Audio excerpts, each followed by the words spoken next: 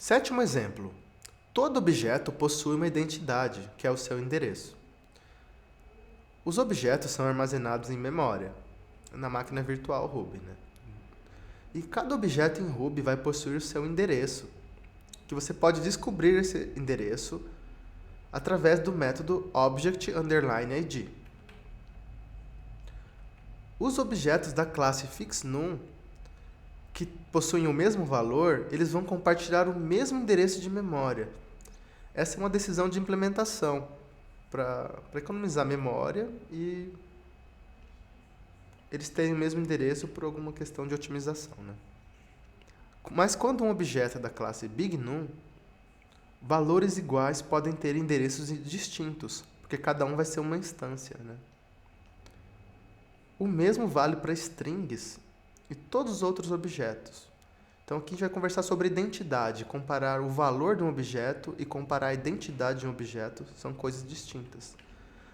Mas alguns objetos especiais, por exemplo, new class, true class e false class, eles só existem um objeto desse tipo. Então você não pode ter dois objetos que sejam da classe true. Quando você escreve a palavra-chave new, é uma instância de new class. True é uma instância de true class e false é uma instância de false class. Aqui temos alguns testes. Se eu chamar o comando puts para 5 object_id, nós veremos aqui que ele vai imprimir 11. 11 é o endereço do objeto 5, tá? Ele imprime duas vezes. Mas se eu tenho aqui uma string chamada Curitiba, que eu vou armazenar na variável CWB, e uma string com o mesmo valor, Curitiba, armazenar numa variável Curitiba, o endereço de CWB é, vejam aqui, é um número gigante, 472, mas vamos olhar o final para comparar. Termina em 2580. Enquanto que o endereço de Curitiba, a nossa segunda string, termina em 2560. Então veja, mesmo sendo a mesma string, eles têm o mesmo valor, Curitiba, o endereço deles são distintos. Um é 2580, outro é 2560. Mas os números compartilham, ambos aqui são 11. Então, lembrando, endereços distintos e valores iguais. Existe uma classe especial chamada ObjectSpace. Ela tem um método chamado CountObjects. E ela vai retornar aqui uma hash. Então vai dizer que a gente tem 26.900 objetos no script até esse momento. Por que isso é importante? Porque às vezes o seu programa vai criar vários objetos que têm o mesmo valor. E aí enche a memória de objetos, mas todos têm o mesmo valor. Você poderia estar compartilhando eles.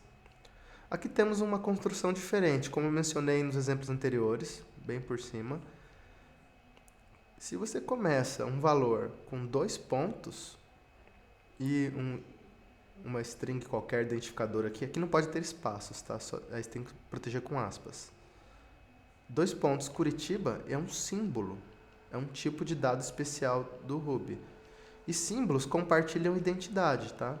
Então, se eu reatribuir aqui um valor para a minha variável CWB, que é o símbolo Curitiba, e para a variável Curitiba a gente reatribuiu o valor, mesmo valor, símbolo Curitiba. Nós veremos que eles compartilham identidade.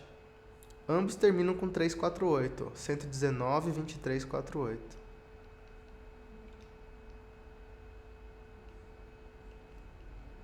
E símbolos são o quê? São constantes strings. Então é um valor constante, só que você define ele como uma string para ficar mais legível e ele começa pelo caractere 2 pontos. Então neste exemplo aprendemos que todos os objetos possuem uma identidade, objetos da classe fixNum compartilham identidade, da classe BigNum não compartilham, que strings são iguais em valor, mas podem ter endereços distintos, e que símbolos vão compartilhar o endereço também, e que existe um objeto especial chamado ObjectSpace com um método chamado CountObjects, que retorna o número de objetos que o nosso script está usando. Veja, um script que não tem quase nenhum comando já tem 26.900 objetos, né? Porque tudo em Ruby é um objeto e existem muitos objetos escondidos aí, né?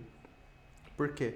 Porque o script ele é uma instância de object, que é aquele objeto especial que nós vimos, que é o top level object.